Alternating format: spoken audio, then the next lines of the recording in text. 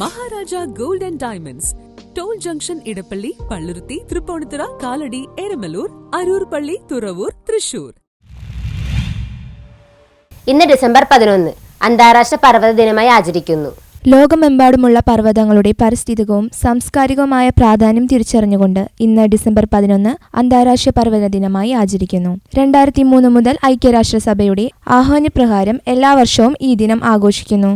പർവ്വതങ്ങളുടെ സുസ്ഥിര വികാസനം പ്രോത്സാഹിപ്പിക്കുക, പർവ്വത മേഖലയിലെ ജനങ്ങളുടെ ജീവിത നിലവാരം മെച്ചപ്പെടുത്തുക, കാലാവസ്ഥാ ഭീഷണിയെക്കുറിച്ച് അവബോധം വളർത്തുക എന്നിവയാണ് ഈ ദിനാചരണത്തിന്റെ പ്രധാന ലക്ഷ്യങ്ങൾ. ഭക്ഷ്യ കാർഷിക സംഘടനയുടെ നേതൃത്വത്തിലാണ് ലോകമെമ്പാടുമുള്ള പരിപാടികൾക്ക് ഏകോപനം നൽകുന്നത്. പർവ്വതങ്ങൾ ലോകത്തിന് നൽകുന്ന സംഭാവനകൾ വളരെ വലുതാണ്. ലോകജനങ്ങളുടെ പകുതിയിലധികം പേർക്കും ശുദ്ധജലം നൽകുന്ന ജലഗോപുരങ്ങളാണിവ.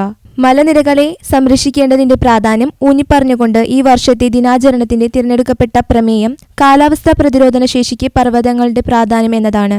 ആഗോളതലത്തിൽ കാലാവസ്ഥാ പ്രതിസന്ധിയെ നേരിടാൻ പർവ്വതങ്ങളെ സംരക്ഷിക്കേണ്ടത് അത്യാവശ്യമാണെന്ന് ഈ പ്രമേയം ഓർമ്മിപ്പിക്കുന്നു. ഈ ദിനത്തിൽ ഈ അമൂല്യ പ്രകൃതി വിഭവങ്ങളെ സംരക്ഷിക്കാനുള്ള കൂട്ടായ ശ്രമങ്ങൾ ശക്തിപ്പെടുത്തണമെന്ന് ലോകമെമ്പാടും ആഹ്വാനം ചെയ്യുന്നു.